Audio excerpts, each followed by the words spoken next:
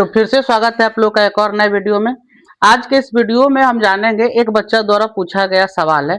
उसका जो सवाल है वो ये है कि अगर रूट के अंदर सेम तरह का संख्या है और वो दोनों को गुना करते हैं तो उसके बाहर जो है वो रूट हट के और संख्या कैसे आ जाता है। जैसे एग्जांपल के लिए रूट 2 को रूट 2 से गुना करते हैं तो जो हमारा फाइनल आंसर आता है वो आता है 2।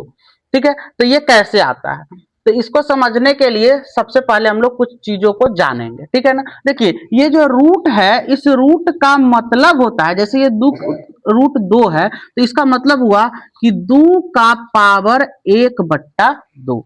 रूट का जो मतलब यही होता है कि जिस संख्या के ऊपर रूट है इसका मतलब समझिएगा कि उसके ऊपर जो पावर है वो 1/2 है। यहाँ पे 2 जो है वो छिपा हुआ रहता है। ठीक है ना, जैसे आप लोग देखते होइएगा इस तरह से अगर लिखा हुआ है तो हम लोग लिखते हैं 2 के पावर 1/3।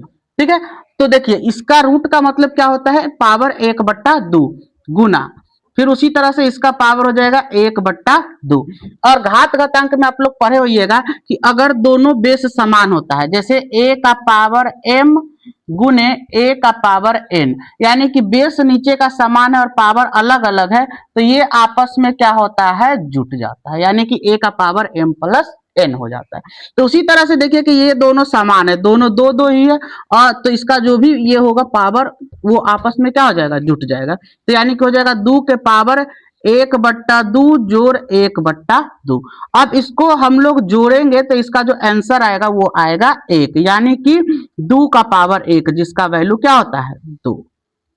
उम्मीद है आप लोग समझ गए होइएगा। तब तक के लिए धन्यवाद, फिर मिलते हैं अगले वीडियो में।